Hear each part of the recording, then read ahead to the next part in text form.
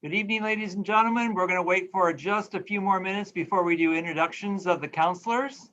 And then we will get started with our presentation tonight for our senior parent meeting. And hopefully there are some seniors that are also out there watching this evening so they can be updated.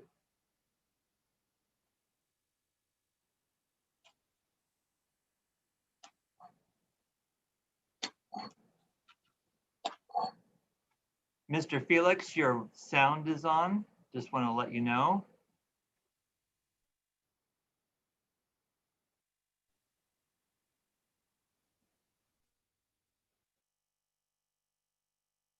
Looks like right now we have about 60 people connected. But it is still a little early.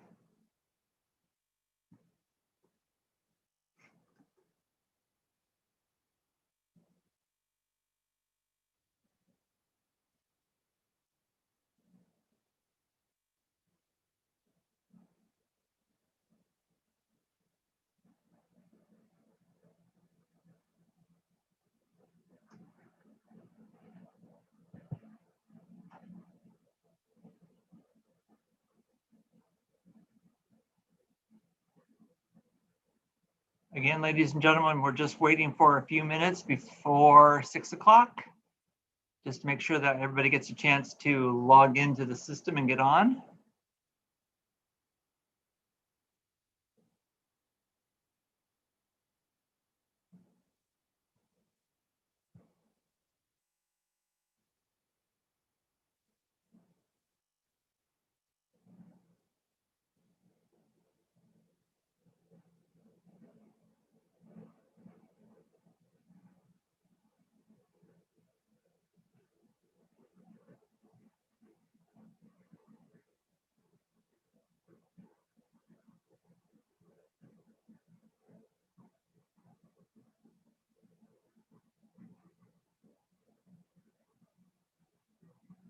And I'm glad we're waiting.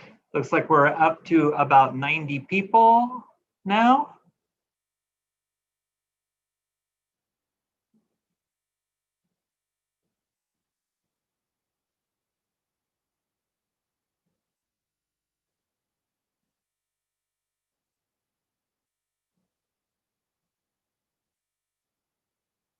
Just about a minute more and then we'll get started with this presentation. Usually takes about an hour. Could possibly take a little bit shorter time. We'll see as technology goes with us this evening, like everything else.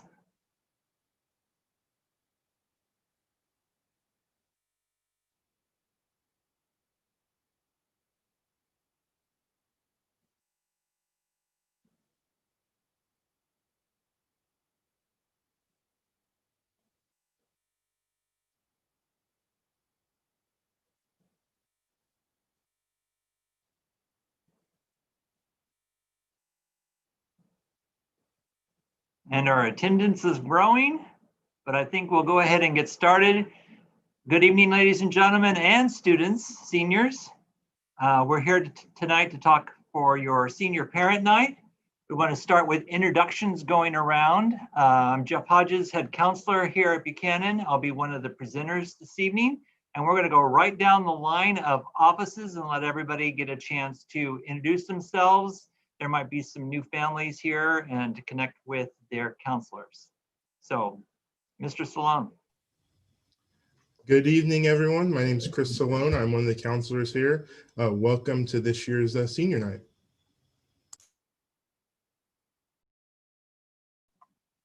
Good evening, everybody. I'm Tracy Brandon. Thank you for joining us. We wish you a great school year. Hi, everyone. I'm Mrs. Engelbert. Thanks for being here tonight. Hello, everyone. I'm Mr. Felix, and I will be speaking to you guys tonight about financial aid and scholarships. Welcome. Hi, everyone. My name is Max Kerr, and Hello, everyone. I'm Mr. Felix, all my and I will be seniors, speaking to you guys and tonight we'll be about seeing each other financial soon. aid and scholarships. I think it's my turn. Hey, I'm Troy Wagner at the end of the hall. Welcome to the 2020-21 school year. And congratulations on making it to your senior year. Let's have a great year. Perfect. Thank you so much, counselors. And I know you guys are going to log off now and go watch as well. And then we will they will be preparing for the chat room to open at the very end of the presentation, just like we would have done a normal presentation. We would have want to hold all the questions for the end. And Mr. Felix, if you can exit now, please. Just end your video.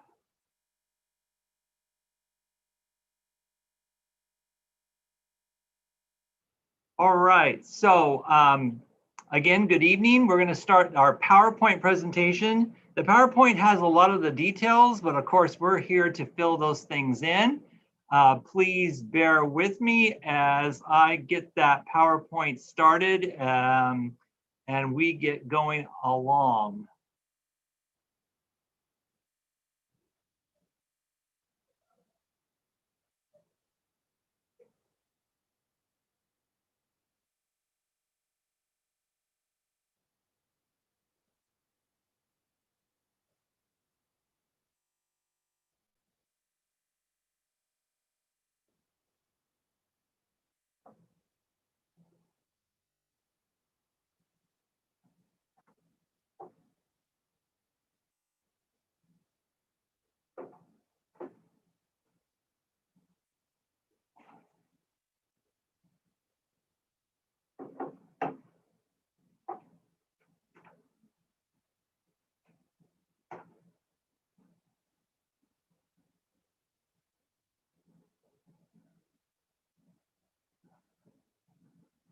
All right, I think we have the same screen. If you guys have one of your computers, could you also log into the live stream just to make sure that we are seeing everything the way we're supposed to be seeing? I think you have that link. So our senior parent night, we are trying something brand new this year, and you won't be seeing the presenters, which I'm going to start tonight, and then we'll go to Mr. Felix and then Ms. Her, and then back to me. We wanted to make sure that you had the whole PowerPoint in front of you instead so that you can have all the details. So thank you so much for joining us. So we want to start always with what we are planning on doing this evening and with the seniors. So we will be meeting with seniors for our senior meeting starting on September the 14th, which is next Monday. One of the first things that we are doing is that we will be looking at everybody's graduation requirements to make sure that they have met the requirements to graduate from Buchanan High School at the end of this year. So each year, students must have 230 credits, and they have to be broken down into 4 years of English. We have to have 2 years or 4 semesters of math. We need 4 semesters or 2 years of science, which is a physical science and a biological science. And then we need 3 years of social studies now. The requirement for geography ended a couple of years ago. And so we have world history, US history, and then Gov and Econ as seniors. We do have the requirement for 4 years or 8 semesters of PE, a semester of health, and then there's a combination of any 2 years of classes that include fine art, foreign language, or CTE. So again, we're going to be analyzing all of those, and we've already taken a great look at all that material as well before the summer. I apologize, hitting too many buttons. So we're going to start with talking about the SAT and ACT, and we're going to go into detail tonight, talking about what colleges are still utilizing the SAT and ACT and what students can do if they have not taken their SAT or ACT for college admissions. You're going to hear a lot about the California schools, and we're going to ask you to go and do lots of research for the other schools. But we did want to make sure that you all knew, as of right now, the SAT will be held on September the 26th, October the 3rd, November the 7th, and December the 5th. And the registration deadlines are all on that PowerPoint slide that you are looking at now. There are late fees, and you can extend those a little bit if you wish to. If you do sign up for the SAT or ACT and they cancel that, they will prolong that. But December 5th typically, or December is usually the cutoff for what colleges will accept. The ACT, because of all the cutbacks on the number of tests that were available for students in the spring, you can see are being offered 4 times during October 10th, the 17th to the 25th.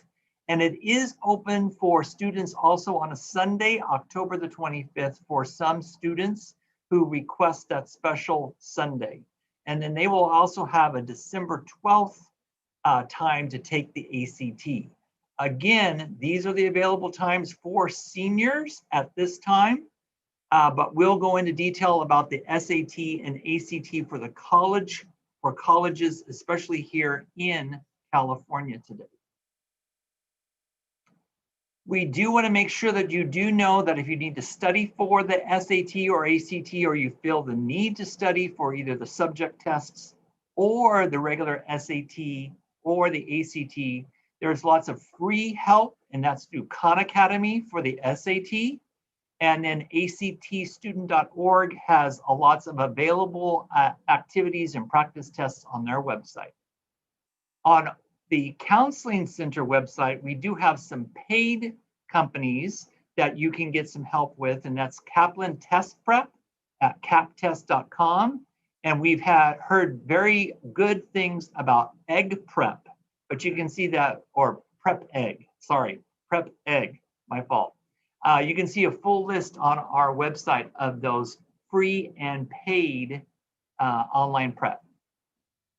And then again, as I've already mentioned, we are going to be having senior conferences. The senior conferences with the counselors begin next week. Each counselor is in charge of contacting their students over the next couple of weeks and establishing how they're going to be doing those conferences. Typically, they will be somewhere between 15 and 30 minutes. And the conferences will be a Zoom conference, individual Zoom conference. Parents are welcome to join if they want to, but just know that it has to be during that conference time, because we are totally being booked up with meetings and getting these senior conferences done, so we can also begin working with our juniors. So I am now going to ask Mr. Felix to come and speak. He's going to be talking about scholarships and financial aid. And I'm sure you will agree, in these times, students are going to have to reach out, especially those students going to community college or out-of-state community colleges, or to any college, are probably going to need to reach out and get more money than ever. There's lots of financial aid available, lots of scholarships available, but the students have to work for them. They are not dropped into their laps. So I just want to introduce Mr. Felix, who's going to come and speak now about those topics.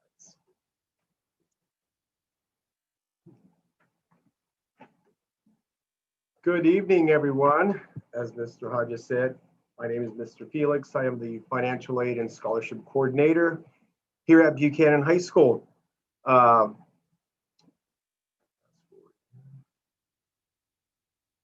So starting off with scholarships. Scholarships can be very complicated sometimes, and they can be very simple as well. There are many forms of scholarships. Year in, year out, we get tons of emails and calls from parents and students inquiring about what types of scholarships do I qualify for, or what should I apply, where should I apply? And there are some really, really good search engines to assist you in that quest for a scholarship. At the bottom of this page here, we have listed a couple of search engines, very reputable ones. I Can Afford College, FastWeb, collegeboard.com, Mapping Your Future, and collegenet.com are all really, really good resources for you to begin to start searching. It's never too early. Some of these websites and agencies will have you set up your profile. You punch in your name, your personal identifiers. They may also ask you for your major, plans, are you going to be attending a 4-year or a 2-year college? So all of that stuff is information and wrapped up into these databases that help you, search for the right scholarship. I would just say that be leery of anybody that charges money for those types of services. All of these services, private or government, for the most part, do not charge for this, okay? Here in the Counseling Center, myself, Mr. Wagner, we organize the monthly scholarship bulletin, which is updated every month. And we will continue to add scholarships month after month throughout the entire school year. And these are, by and large, mostly local scholarship agencies or local private agencies that partner with us every year who are looking to give away money to Buchanan students. So I encourage all of our kids as often as we can to get on our BHS scholarship bulletin and see if there's a scholarship that matches what you're interested, or might be a good match based on your major, okay? So that is one little way that we have to assist our students. The next thing we have is the scholarship portfolio. This is something that we do every year to help the students. It's sort of a way to help us help you, okay? The deadline for that portfolio is January 15th of this coming year. In that portfolio, you're going to find, some of you have probably heard us talk about the feeder school scholarships. So if you attended any of the Buchanan feeder schools, Garfield, Woods, Tarpey, Dry Creek, Alta Sierra, simply by virtue of attending those schools, you can apply for a scholarship that they'll also ask you to submit an essay describing your experiences at those schools. So all of that information is in that portfolio that we will be handing out to our students. A PDF copy of the portfolio will be uploaded on our website. Okay, the deadline is January 15th. And this year there are 8 specialty scholarships in the portfolio. There's a few memorial scholarships. There's a few specialty scholarships tied with like our foundation people. So I will say this, that only students who submit their portfolio by the due date are eligible to apply for those specialty scholarships, okay? So, and we will be announcing this all the way till January 15 to our seniors as often as we can. Get your portfolio submitted, do the essays that correspond to the scholarship that you're applying for. Financial aid. So this is the big one. We have the FAFSA here at Buchanan High School. We promote FAFSA with all of our seniors. We had a really great success last year with last year's class. I want to say we had close to almost 50% of everyone that submitted their FAFSA. What is FAFSA, you're asking? FAFSA stands for, that's the free application for federal student aid, okay? That will go live October 1st. So it's important that, a student and a parent get together, start coming up with a plan to begin working on your FAFSA together, okay? We will have a FAFSA workshop. Our representatives from Clovis Community College will be here on campus November 5th. It is going to be a virtual event. So they will be presenting, and that will be a comprehensive workshop where they can answer lots of details about dependency, income, assets, those types of things. So if you are somebody that you want to get a jump on it, you can start working on the FAFSA now. And if you have any questions or are hung up on a few questions, you can participate in the November 5th Zoom meeting to get those questions answered. The other thing that's part of the FAFSA is the Cal Grant. People always ask, what do I need to do to get the Cal Grant? Very simple, submit your FAFSA, okay? So Cal Grant is part of FAFSA. Pell Grant is also a part of FAFSA. So if you do your FAFSA successfully and you have it done by March 2nd, you should be considered for a Cal Grant, provided you meet the income asset ceiling. Lastly, on this page, I want to say about the Cal Grant GPA, that the district, our school, will take care of submitting your GPA verification form. That is a requirement. It's a big requirement in order to launch a successful FAFSA. But just know, we want you to rest assured that our school district handles that on your behalf. So don't panic. We get calls every year. Are you guys going to send my GPA? Are you going to send my GPA? And I want you to know that we do. Okay.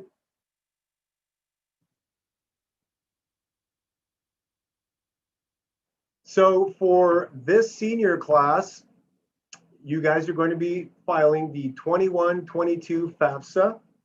Okay, that is the academic year 21-22 that goes live October 1st at fafsa.gov. fafsa.gov.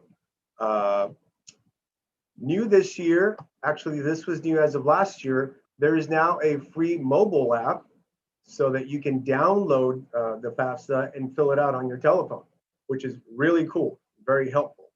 Okay, if you go to My Student Aid, you will find the mobile app for both Apple and Samsung phones. So that's something pretty cool. Again, as in previous years, the income that you guys will be reporting for the 21-22 school year is your 2019 tax information. Okay, must be 2019. We highly encourage you guys, the reps from the community college, highly encourage parents to make good use of the IRS data retrieval toolkit that is located on the FAFSA. That just speeds things up. There's less chance for error and less chance for your application to get flagged. So take advantage of that IRS data retrieval toolkit. It makes things much smoother and faster to process your application. Few things that you can see here are some of the common FAFSA mistakes. We see a lot of students whose applications get kicked out, listing only one college to receive FAFSA data. I know that, you know, sometimes students have their heart set on that one dream school, but you never know, right? Anything can happen. So be sure to list more than one school. If your main school is out of state, but there's a chance you might go to school in California, make sure that you list at least one California school, because otherwise you will not be, if you end up staying here, you're not going to be considered for the Cal Grant unless you list one California college. You can list up to 10 colleges on your FAFSA, 10. It doesn't matter in what order those schools are listed. It makes no difference. In some states, they really care about what order you list your schools. Here in California, that does make a difference, okay? And the other cool thing is that other schools cannot see which schools you have listed, okay? They do not have access to see, you know, if you're applying to San Jose State and UC Berkeley, they don't get to see that information. The other thing, there's some information about income taxes, not providing your net worth of assets as of the date the FAFSA is completed. One of the other big ones is your name on the application not aligning with the way your name is listed on your Social Security card. So that one is we see that very common. So make sure that your child's name, okay, here at school at least, is listed the way it is listed on your Social Security card. And if not, let us know so that we can fix that for you guys. And then not signing the FAFSA, and I'll talk a little bit about signing that through your FSA ID. Frequently asked questions about timing and reporting. Can a student choose to report 2020 income information? We understand certainly that, especially with what's going on right now, that, you know, a lot of people have lost their jobs and are going through some pretty harsh situations. But the answer is no. You have to report your income from 2019. And then if your income has changed significantly, you will need to contact the college that your child will be attending to fill out an appeal through that college, and they will help you. Okay, they will help you do that. But you need to contact the school that your child is going to be attending.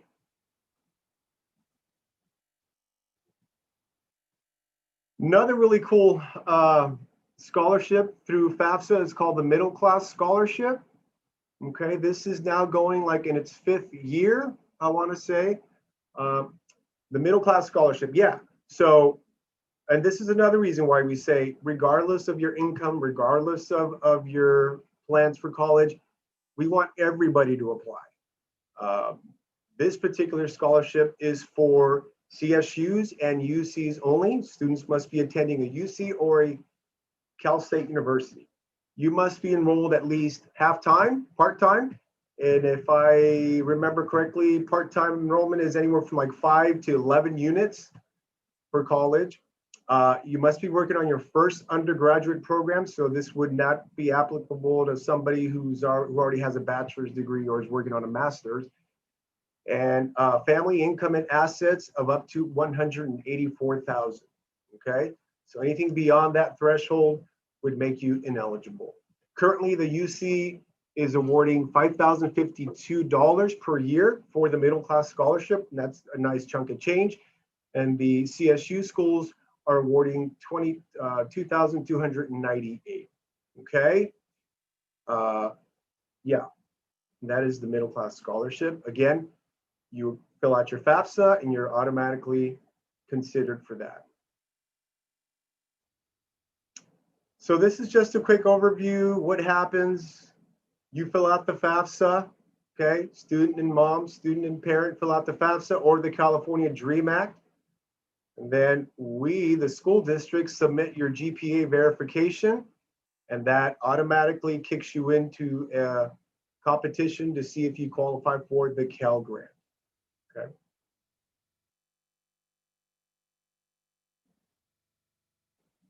So here we are.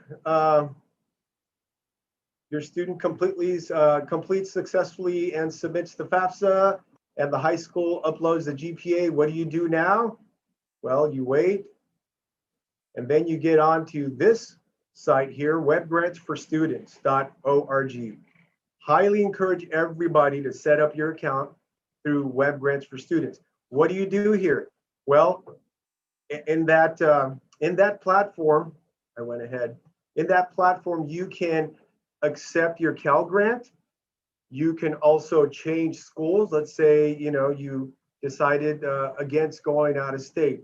So if you need to make any changes to the schools that you will be attending, you get on that Web Grants for Student and make all of those changes. Okay.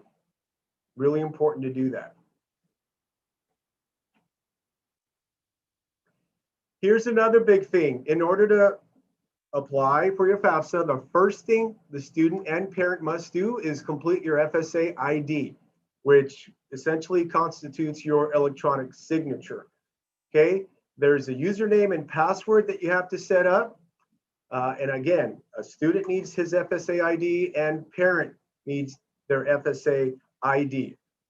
The student should first initiate doing this, and then towards the end, he will get a save key. Your child will get a save key that he or she will share with the parent. Then the parent will take that save key, fill out that information, and that'll take you to your child's FAFSA application. And then the parent comes in, populates all of the financial information, the assets, the dependents, size of the household, all of that good stuff.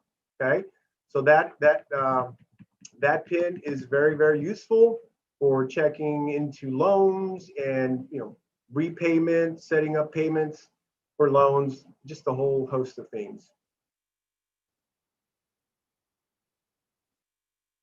And again, here on this page, there's a list of some financial aid resources through the U.S. Department of Education, Funding Your Future, Cash for College, the California Student Aid Commission.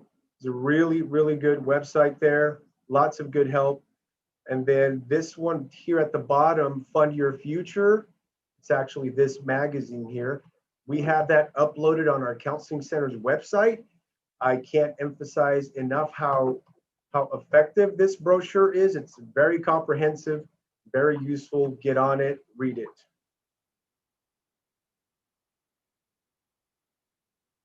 And that wraps up everything I have regarding scholarships. And without further ado, I'm going to hand it back to Mr. Hodges.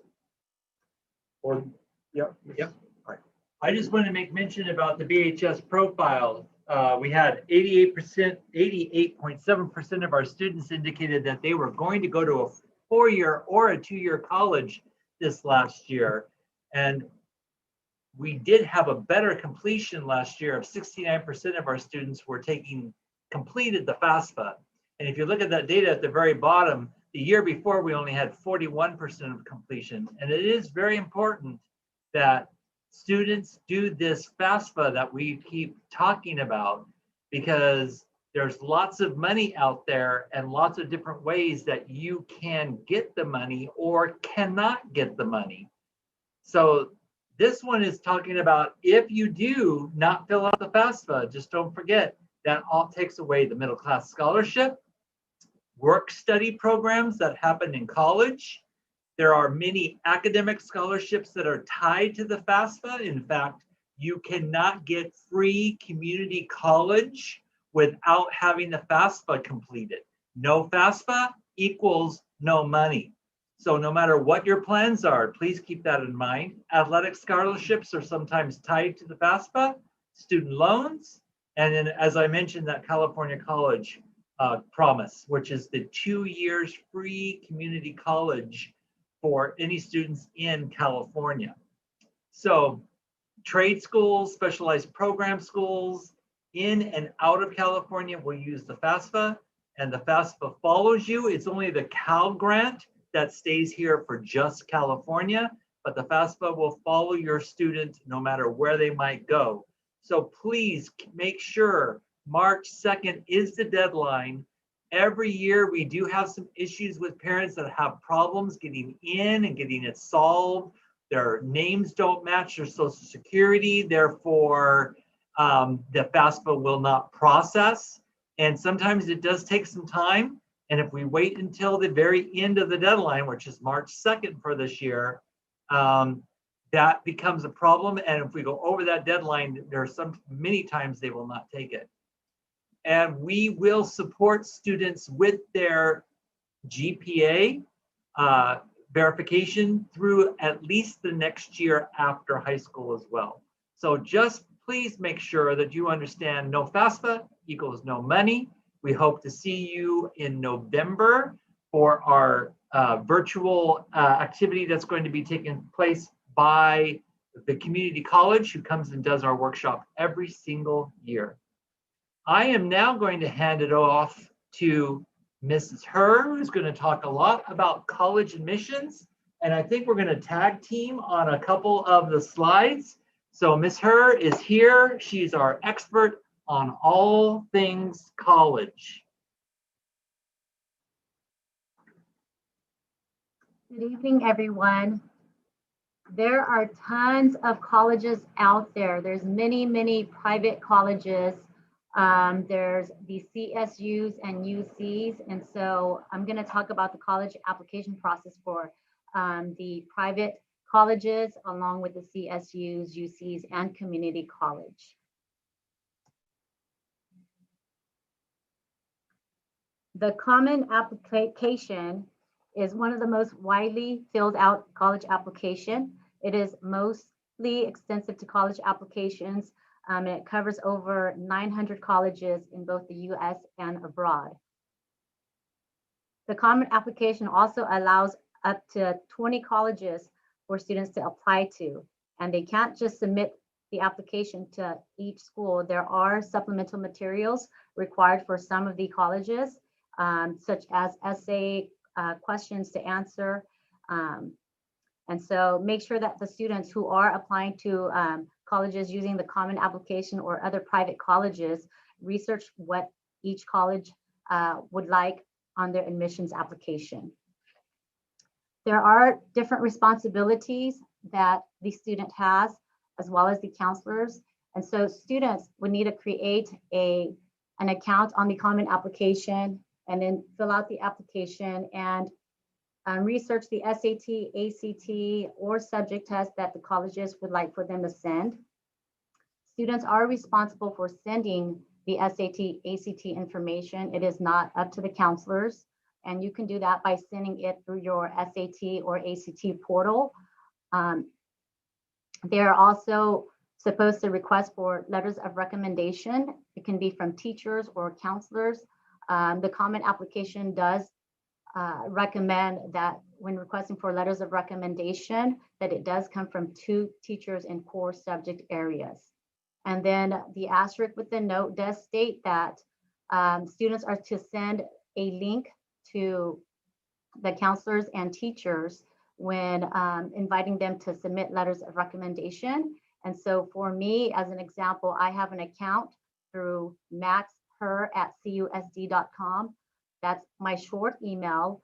I also have a long email that I don't have an account with. And so we are encouraging students to use the short email. It's first name, last name @cusd.com. The counselor's responsibility is to submit the secondary school report and a letter of recommendation if requested by the student. We would like for students to request letters of recommendations at least 2 weeks prior so that we can have time to write a very nice letter for them. And we would upload that information on their profile. We would also upload the students' transcripts and a school profile.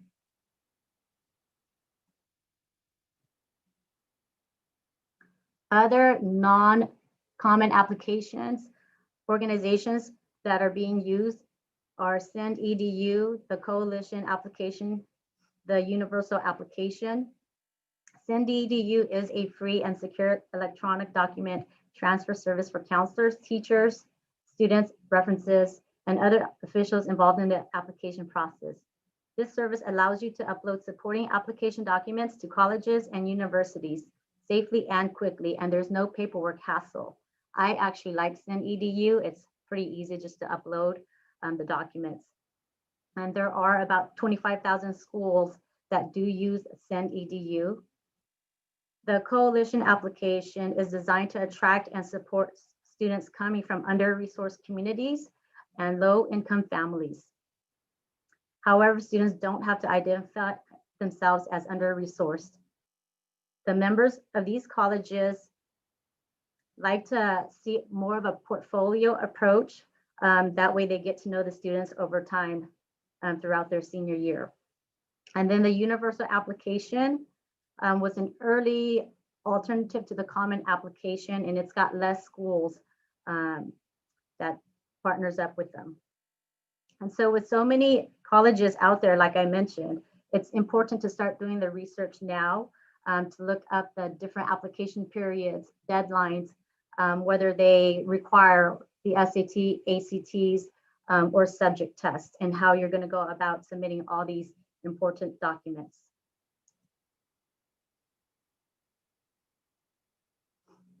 We also have private colleges visiting the Career Center virtually this year. And there is a list available on the Career Center website. I've also included the link all the way on the bottom. It's very tiny print, as you guys can see on this PowerPoint. And then we do have Fresno Pacific, which is one of our backyard private schools. They're coming to do a virtual application workshop on November the 11th from 2:15 to 3:15. They will also be holding information regarding their college on Monday, September 14th and Monday, October 12th, just to get to know the students, to do a virtual tour, to answer any questions that students may have. And we will be sending out links for any virtual application workshops. So we do want students to pay attention to their emails. A lot of these links are going to come through by email.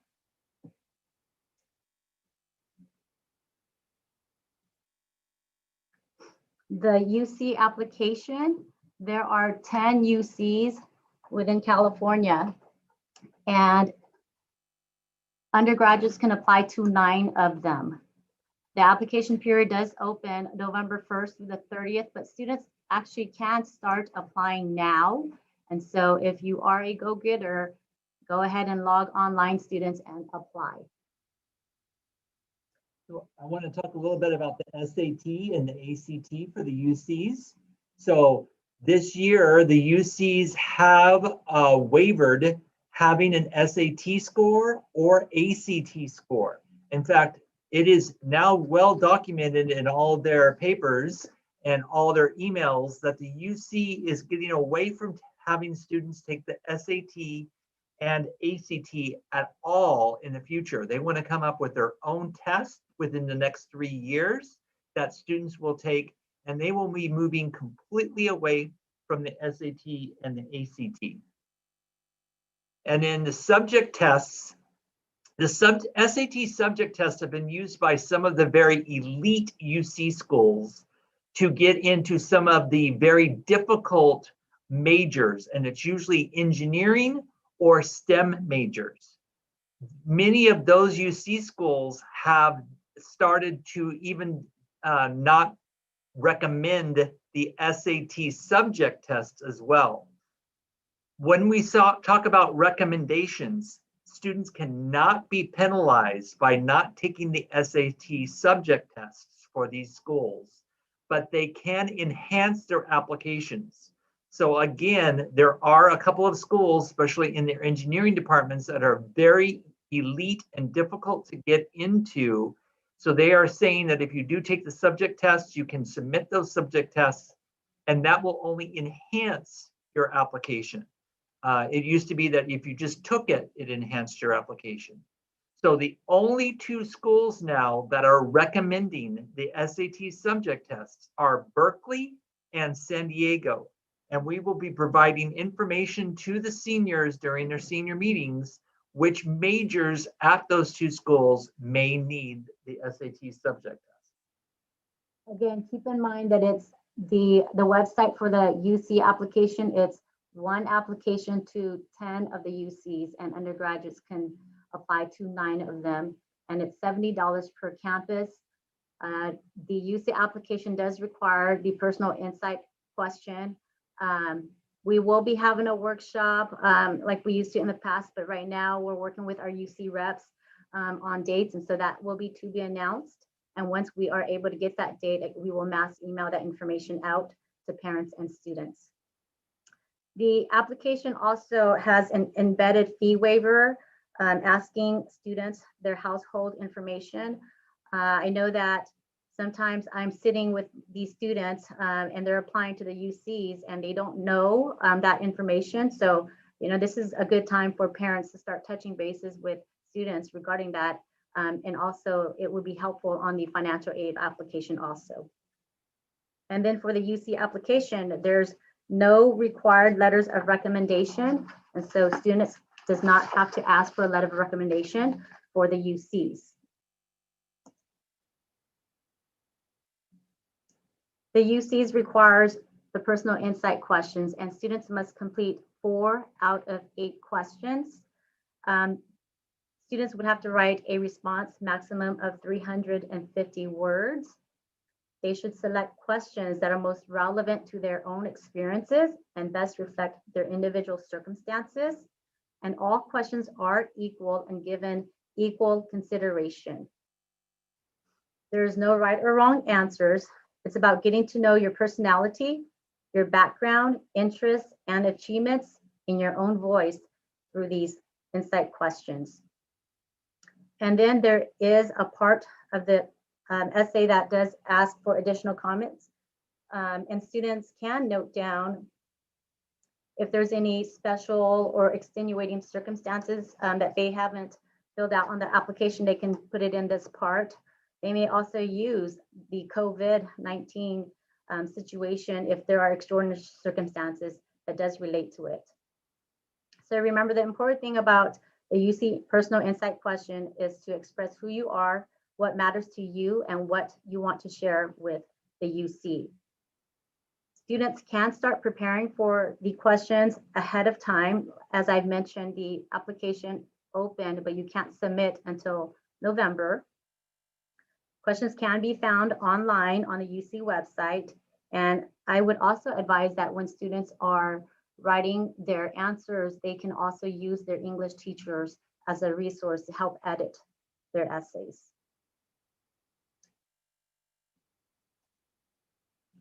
So every year we like to share some data about the Buchanan High School graduates from the past. And this is 3 years of data that is available.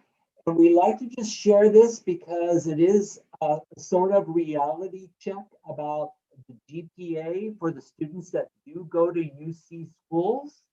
And these are the actual enrollment GPAs, admit GPAs, and the application GPAs for some of the selected UC schools that students from Buchanan High School have applied to. And there are a lot of GPAs that are in the 4s for some of these schools. And we talked about the difficulty of getting into some of these UC schools. And then there are, of course, some students that are in the 3s or averages that are in the 3s. Please remember these are averages with students being above this number and students being below this number. So we just think that it was very interesting to share some of that data. Along with that, we just wanted to show our enrollment. It does go up and down each year. Each class is a different and unique. Different situations happen. But as you can see, between 2017 and 2019, we've been pretty consistent over the last 2 years with over 100 students being sending applications to the UCs. Our admit has been increasing. That's the ADM, which means that they were admitted. But not as many students are enrolling. And of course, there are different reasons for that each year as well. Students might be going out of state. Students may be electing to go to 2 years community college free and then transferring and saving quite a bit of money at the UC level. But again, that we just wanted to share university-wide what the enrollment for Buchanan High School was 2 years ago.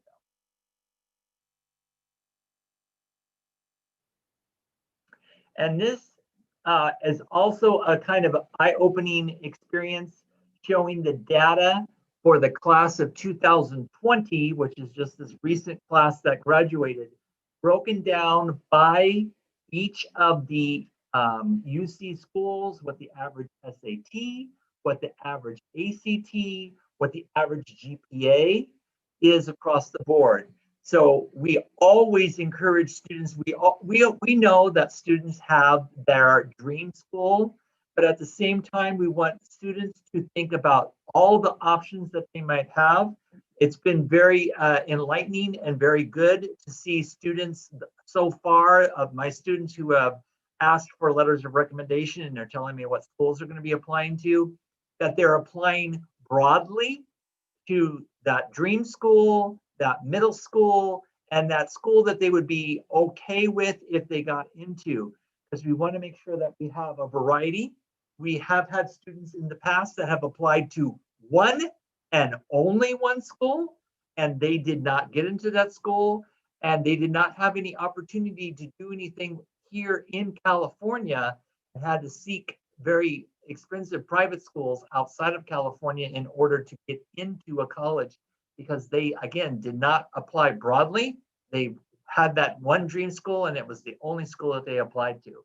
So this is just some data so that you can compare all the different groups, and especially very interesting is what the percentage of students getting into that school is. So every single year, the UCs have something called ELC, which is eligibility in the local context. That means that we submit all of our juniors, students at the end of their junior year, that are in the top 9% of Buchanan High School. Those students who are in the top 9% based on their GPA, their names would be submitted to the UCs, and the UCs would guarantee that they get into one of the UCs. Again, it may not be the UC that is their dream school or their #1 school, but they are guaranteed to get in. This year, the UCs, because of the issues with COVID-19, have elected not to do ELC. So we did not submit any names. No high school in California submitted names. So the UCs have decided to go what we call statewide guarantee, which is what's going to be used. And if you are in the top 9% of California high school students, then you are going to be guaranteed a spot. It's very difficult for us to know what that is. Typically with ELC, we have a list. We know exactly which students are going to be having a guaranteed spot. But when you are guaranteeing 9% of the California graduates from the class of 2021, there is no way for us to calculate and figure out who will be in that top 9%. So again, we're hoping for a large number, but we will not know that, and the students will not know if they met statewide guarantee or not until the applications have been submitted and the students the feedback is coming from all the UCs. Next, we're going to cover the CSU admission criteria.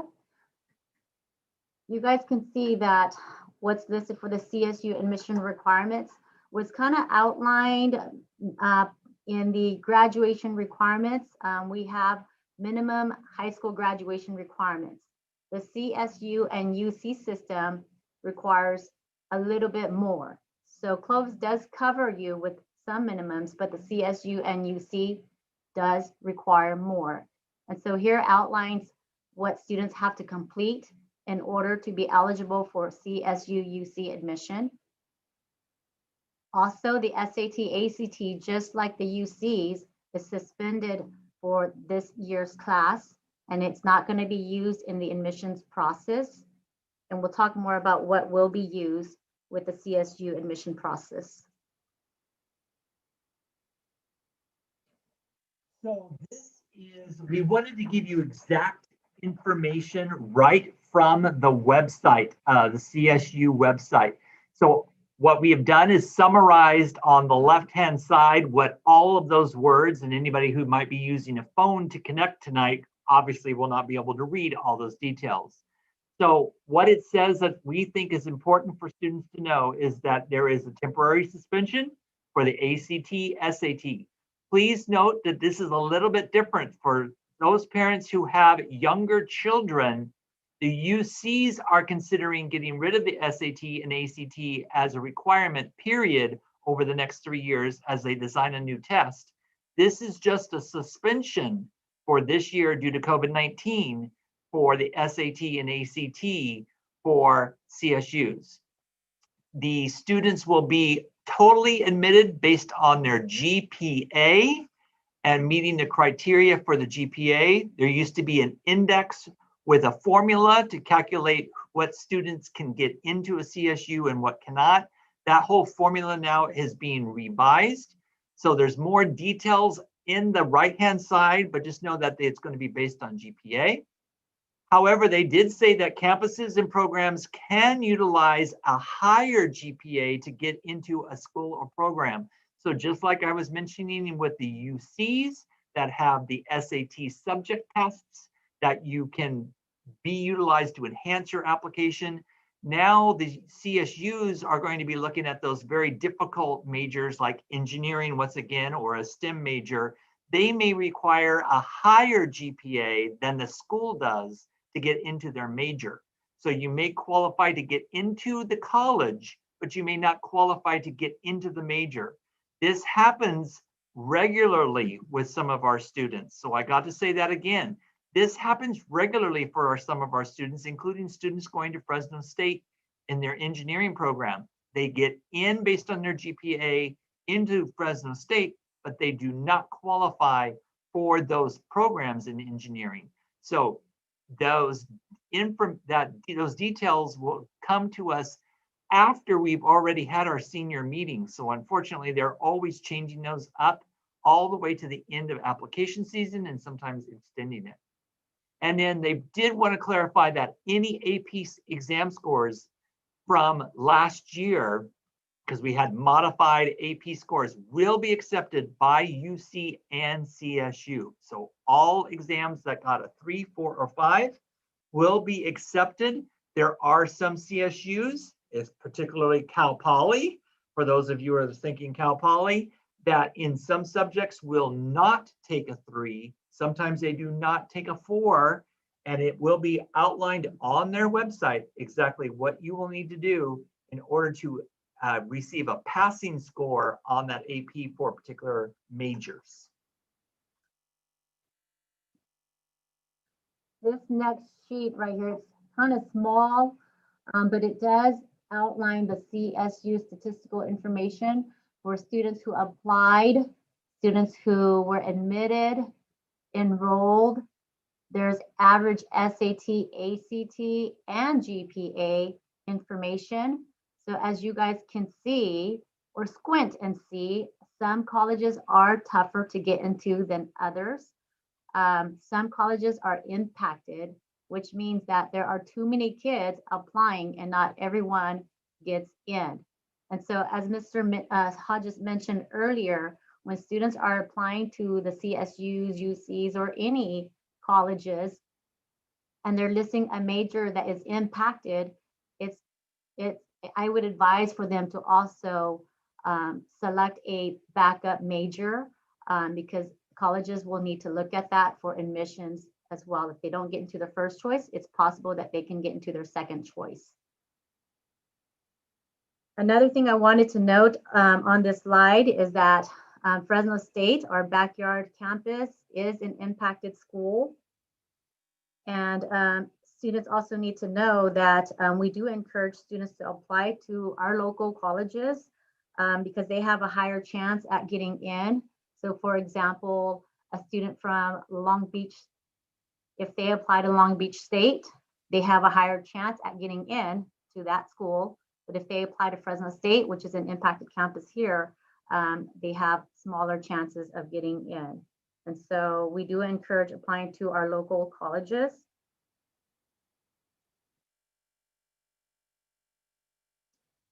There's 23 Cal State campuses and one website for one application for all 23 Cal State campuses. And the filing period is October 1st through November 30th with a $55 fee per campus. And as of right now, also, we do have a CSU rep that we will be meeting with to discuss application workshops with. And once we have details regarding that, we will send information out. There is the fee waiver. It's embedded into the application, again, asking for household information. And then students do not have to request for letters of recommendation with the CSU also. So again, want to share some data that's pulled directly from the CSU website. And this is talking about where the students from Buchanan High School are going. And you can see that many of them do stay home in Fresno, even though your child may not say that. Well, you can see the biggest number is Fresno State over on the left-hand side for our last 5-year campus enrollment, with a variety of the schools going down. And of course, Cal Poly is one of our second highest.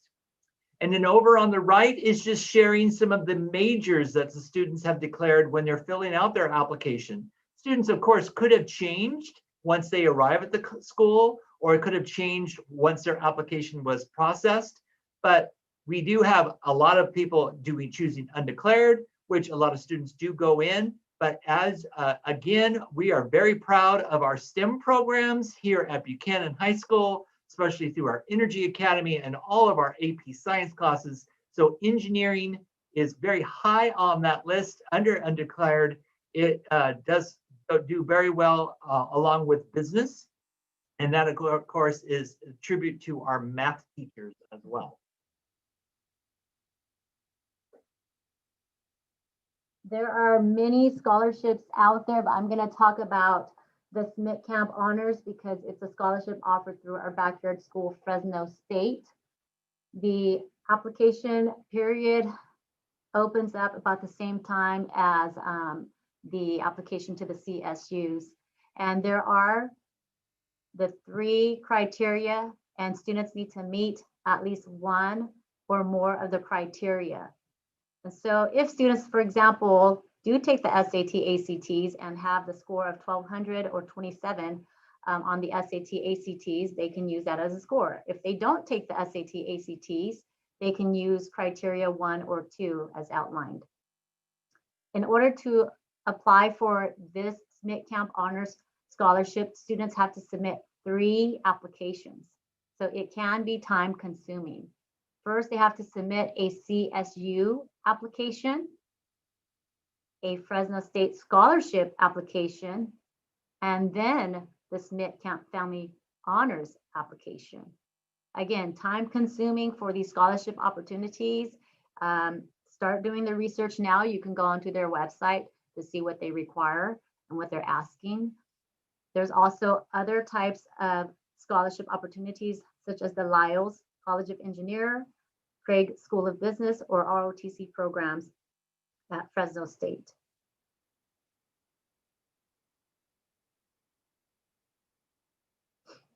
So last year, due to the pandemic, we did not offer the state test. And so we will not be using the state test score for the EAP program, which stands for Early Assessment Program. So due to that, we're going to be looking at multiple measures to place students in their general ed English or math course. Schools are going to be looking at AP courses or A through G requirements or GPA. And so those are some of the criteria that they will look at in order to place students into their general ed English or math courses. And then the next 2 are outlined information for STEM majors and non-STEM majors and the criteria that they look for placement into math. So if students meet these criteria, and I know it's very small print, but if students do meet the criteria, then they can take their general ed math or STEM or non-STEM majors. Next up, I'm going to touch on the local community colleges. We have 5 colleges: Clovis, Fresno, Oakhurst, Reedley, and Madera. They are all partnered up with the State Center Community College District. So students can apply by going directly to their websites or the California Community College website. They share the same application. Buchanan works closely with Clovis Community and Fresno City. A lot of our students do apply there. And there are going to be many steps, and we call them matriculation steps, to get the students through to registration in the spring. And so as you guys can see, and we're going to email this information out too, students have to apply, and then they have to activate their college email account. And that's how the community colleges will communicate with students. They can also link a private email account also. The community colleges do not want students emailing from their CUSD accounts. They want students to put their big hats on. So if your student does not have a private email account, it's time to create one. And we're also finding out that the community colleges aren't receiving emails. I'm thinking there's some technical issues going on with them receiving emails from our CUSD student emails. And so if you haven't done so already, we would advise that students start to create a private email address to receive correspondence from their colleges. Step 3 is applying for financial aid, and Mr. Felix had already outlined that through this PowerPoint. Orientation is step 4. This is very important. This is a video that students need to view so that they are aware about the resources that the community colleges offer. And this also assigns students their registration date. Usually there's about 3 or 4 registration dates. Students who complete the orientation closest to December 1st will receive a earlier registration date. Students who complete it later than December 1st will receive a later registration date. So what does that mean? That means that students who take their time and are not jumping on the bandwagon to finish these steps will not get into their classes. And so they may have to get on the wait list when they're registering for their classes. Okay. If students go online now and try to do the orientation, they are not going to get assigned a date because it's for the wrong year. So please do wait until December 1st to start your orientation. And then we will have advising day with students where community college reps will virtually meet with students to develop a student education plan. They're going to develop probably the first 2 semesters, tell you which classes to take, embed your general ed courses, and then they'll continue to meet with you the following year. And colleges also do have college counselors assigned to you, just like how you have high school counselors assigned to you. So please do get to know your college counselor when you do move on to the next level. That way they can help you navigate your general eds and exit the community college in a timely manner. And then last step is to actually register for your classes. You'll see that there's a lot of TVA notes because we haven't set those dates yet with the community colleges. They are still looking at how they will be doing these types of workshops virtually. And again, as soon as we have dates, we will email that information out. We will try our best to hold all of our students through this process, but we also want our students to reach out with any questions. That's the only way we know to help. So it's a team effort, okay, guys?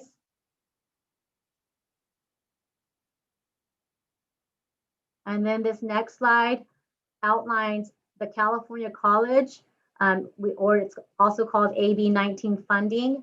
And Mr. Hodges mentioned this earlier. This is the funding to cover your 2 years of free tuition for community college. So number one, what you have to do is submit your free application to community college. And number two is to apply for financial aid, no matter how much your parents make. And then for the California College Promise, you have to enroll in at least 12 credits for 2 semesters per year. And the California College Promise grant is for need-based students. Students who'd like to take advantage of the 2 years for free can actually start college in the summertime, in the fall, and then in the spring. And then you can repeat that to maximize your 2 years of free tuition.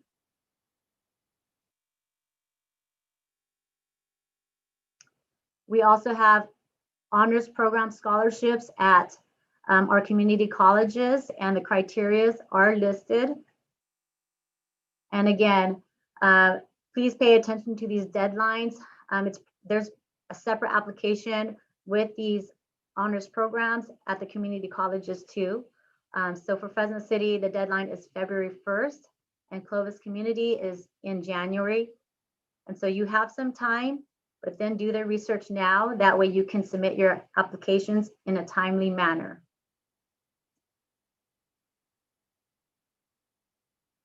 And this was the statistical information on the class of 2020. So last year's senior class, we had about 608 students who successfully submitted an application. We're very proud of the 98.2%. We strive here at Buchanan for 100% every year. And so we're hoping to meet that goal this year, and we will need your help. We will need your help. As you guys can see, the number for students who registered dwindled down to 243. And so students attend four-year colleges, CSUs, UCs, privates, or sometimes go into the workforce or enlist. There's different reasons why the numbers dwindled. There's also students who slip through the cracks. So we don't want this to happen.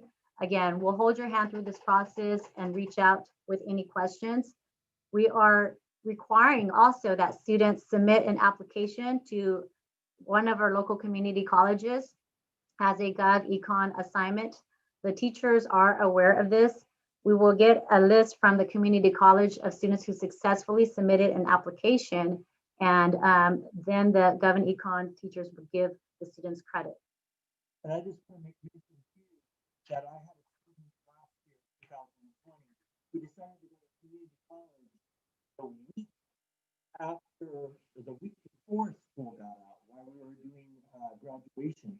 If they wouldn't have at least started the process, their chances of getting in, they could have got in, but would not have had any classes.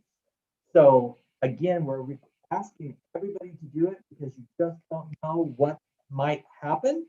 And some students do decide to go to Clovis Community College, especially through the honors program, if they don't get into that dream school, because this is another avenue, especially if you pick UC, because there is a transfer program through the community colleges to the UCs after 2 years. So many students go through the honors program at Clovis Community or Fresno City if they don't get into the school of their choice, four-year college of their choice, and they use that as another way of getting to where they want to get and being successful at the same time. Yeah, and I have a story too. I had a student who got into her school of choice at a four-year college. And then with the pandemic, they decided to do community college to save money because there was no point for that student to go out of town and pay a higher cost. And so you just want to have a good backup plan. Times are crazy right now. And so we wanted to just share a little bit more. That way you guys have that information for your students and can make good decisions. And again, the community college application, it's free, unlike all the other ones. And so do take advantage of it.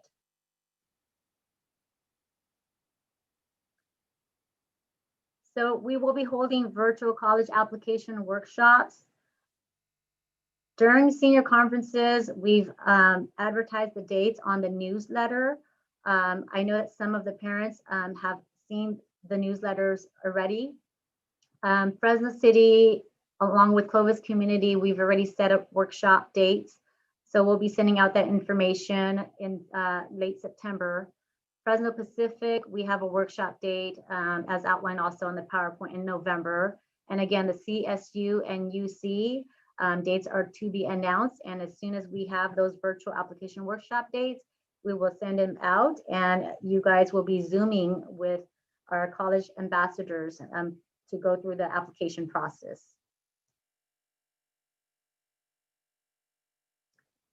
The three colleges that work closely with Clovis Unified Schools are Clovis, Fresno City College, Fresno State, and Fresno Pacific. We have the reps contact information listed.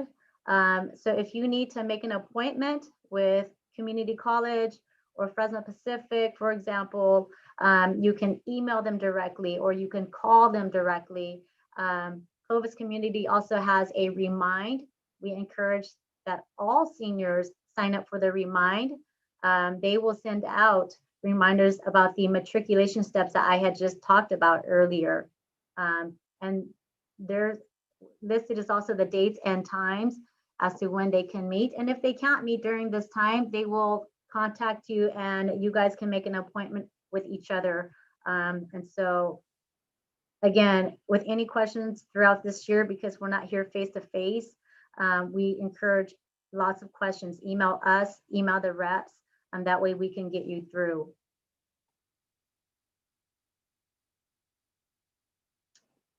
And then, like I mentioned before, there's tons of colleges throughout the nation.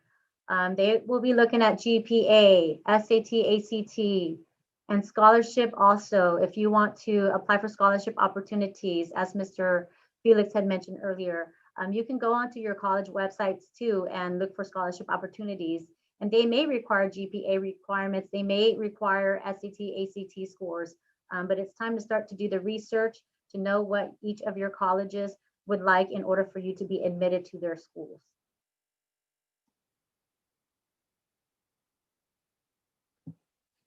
And we wanted to let you know a little bit about the Western Undergraduate Exchange. It's called the WUI, at least that's what I call it, the WUI or the WICHE Exchange.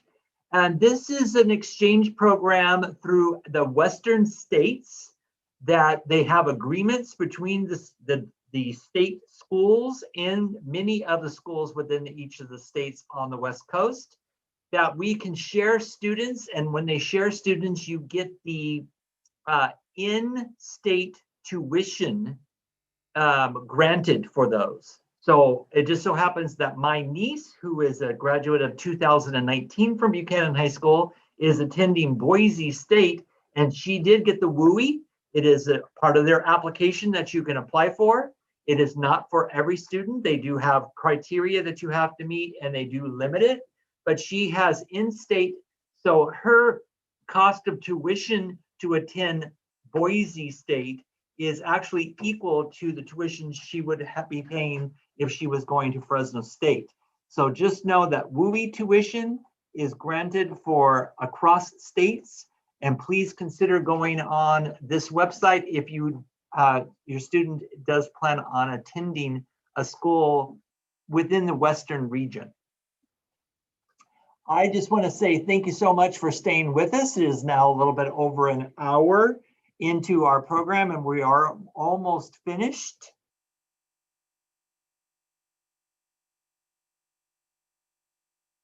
But thank you so much for staying with us. So now I'm going to talk a little bit about NCAA and NAIA eligibility. So we have lots of athletes that are seeking to go and play at colleges throughout the nation every single year. NCAA encompasses D1 and D2. The rules for that are outlined onto the side of this slide. There are 16 core classes. In the past, students had to meet a minimum GPA of a 2.3 at a D1 school and a 2.0 at a D2 school. And they also had to have a sliding scale of a certain GPA matching a certain SAT score. I do need to say that no test scores will be needed this year for NCAA. That means all students that match the minimum GPA of a 2.3 for a D1 school will be qualified for NCAA eligibility. Again, it used to be in the past, the lower your GPA was, the higher your SAT had to be in order to be eligible to play full-time and receive a scholarship. And for this year, class of 2021 only, I have to make sure that I make that statement, there will be no test scores used, just the GPA. It is never too late to sign up for NCAA Eligibility Center. You can contact your counselor or Mr. Hodges, me, and I can help you out with that information. If you will plan on playing at an NAIA school, which are most of the small private, sometimes schools throughout the nation, they will require different criteria, and you can go online to playnaia.org and get that information, or again, contact your counselor. And I apologize for my stumbling over PlayNAIA and NCAA. A little bit of information regarding our armed services. We are also very proud about the military service of many of our students. We had a large number of students go into the armed services last year, and they are recognized at graduation, especially every single year. So this year, because of the uncertainty, the ASVAB test that we hold every fall, usually in October, November, or December, is going to be on hold until further notice. So if a student does want to take the ASVAB test and they are very seriously considering going into the armed services, they can contact the recruiter office and they can go in and take the test through there. But at this time, we are on hold. We're hoping still to have a spring test for sophomores, juniors, and seniors, and it's tentatively scheduled for February 11th, but we will let you know at a later time. And every single year, we have an Academy Night at Clovis Unified School District, hosted by Congressman Devin Nunes's office. And by this time every year, we have heard about the date that is being posted for that Academy Night. We are still in contact with Congressman Nunes's office, and we're trying to confirm the new date for this fall. And as soon as we get that information, we will let you know. We do want to make sure that we keep talking about a lot of information on our website, especially scholarships and portfolios and college information. We just want to make sure that everybody knows how to access the Counseling Center website and what's found on it. So from the Buchanan High School web page, if you scroll to the top and hover over counseling, that will take you to the list of all the materials. Tonight's PowerPoint, tonight's documents, tonight's replay of the YouTube Live will be found under grade level information and then senior information. So you can see that is the third one down on the left-hand side. Grade level information, senior information, that's where you're going to find all the documents that you need for seniors. And then Mr. Felix and Mr. Wagner keep the scholarships and financial aid page updated with the portfolio and also the bulletin, and it changes very often throughout the year. A lot of people think that scholarships stop when applications stop. We are putting down scholarships on the scholarship bulletin all the way sometimes until May. So please keep a track of the scholarship and financial page also on the Counseling Center. Don't forget to utilize Parent Connect. If you don't have never used Parent Connect, don't forget that you can access it through Clovis Unified School District or right through the Buchanan High School page as well. And we wanted to share some other information that we have received and we think is pertinent to the seniors. NHS applications. This is the National Honor Society that get recognized every single year at graduation. The applications are going to be due on October 5th. There'll be an email coming from the 2 staff members who are in charge of NHS, and that email will come out, and we usually push it out also through the Counseling Center. The CSF application window is currently open. It opened on October 31st.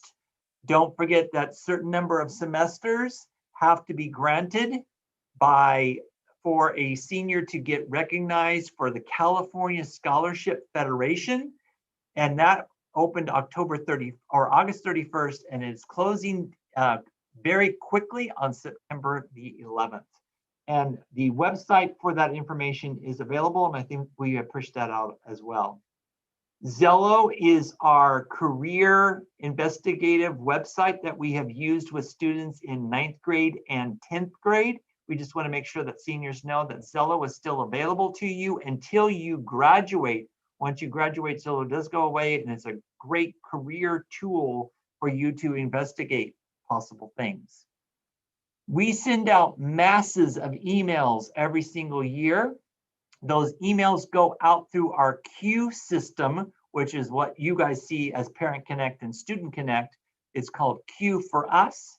All those emails go out through that system, and it depends on when you are doing your re-enrollment every single year. You're asked to put in your emails. Some parents and even students put in the wrong email, and so those emails bounce back to us. So you should have received several emails from the Counseling Center. If you have not, please check to make sure that your email information is correct in your Student Connect and in your Parent Connect. Here is a lot of information specifically for the seniors, but I'm sure that the senior parents are probably chomping at the bit to see what is going to be happening this year.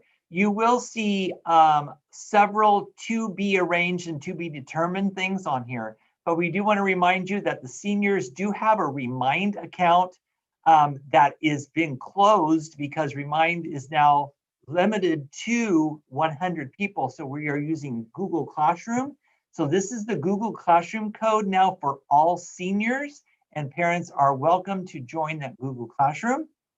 all the different ways that students can receive and parents can receive information from Buchanan through Instagram, Twitter, Facebook, and Snapchat. Typically, cap and gown information comes out through government and econ classes during the month of September and October. However, because we are not back in school yet, we're still waiting to get firm dates of how graduate services will be collecting information for students for cap and gowns for graduation at the end of this year. So if we have not returned to campus by the 8th and 9th, or by the 8th and 9th, they will figure out a different way for getting the information to parents and collecting the fee that is for the orders of cap and gowns.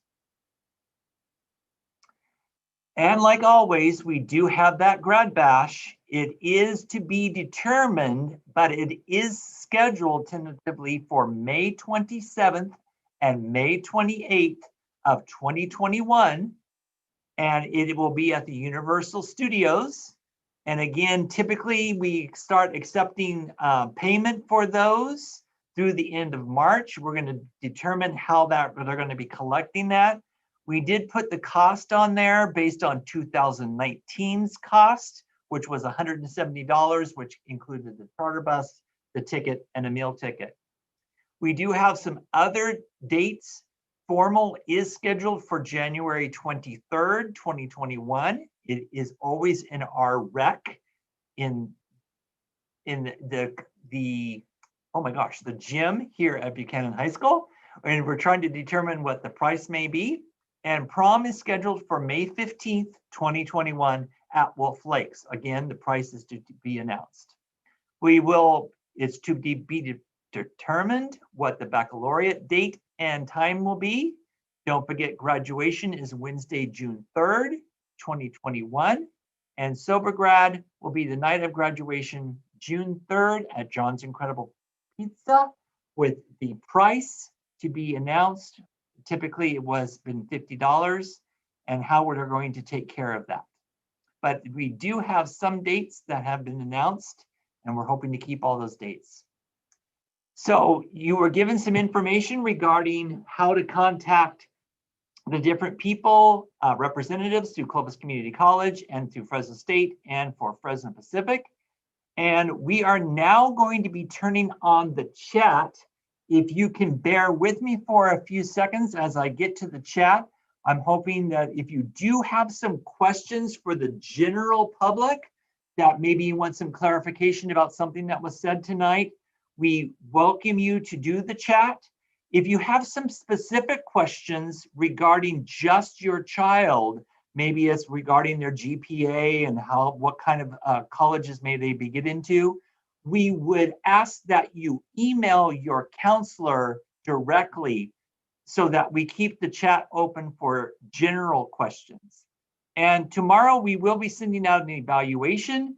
We hope that this presentation was very detailed, and we know that it's almost going on an hour and a half, but we hope that this was very successful for you and you gained some great information. I just want to show one more slide before we go to the chat. You will need to refresh once I announce that we are going to go to the chat feature. Once I announce that the chat feature has been turned on, you will need to please refresh on the YouTube live channel, just right next to the URL, refresh that. So I'm going to go off my sharing screen for just a minute, and then I will bring up the information for how to go and chat.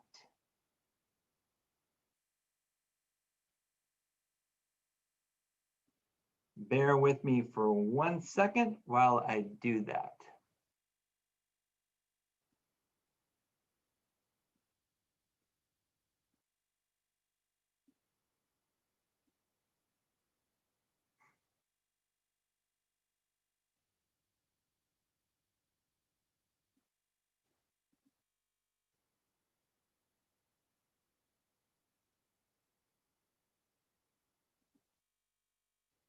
And sometimes it takes a little bit longer than others to get that chat live.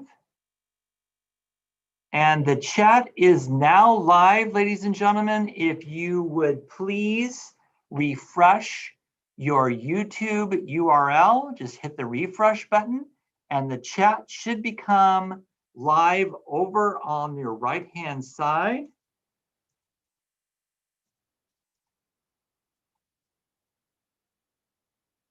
And if you do have any questions for the team, the entire 7 of us from the Counseling Center are available for you, but you should, through refreshing that, you should be able to chat live now with one of the counselors. And depending on which counselor reads that particular chat question, they're going to be the one that will answer. Thank you so much for staying with us. I will stay live in case there is a question that maybe is too long to answer via chat, and we can get right to an auditory answer.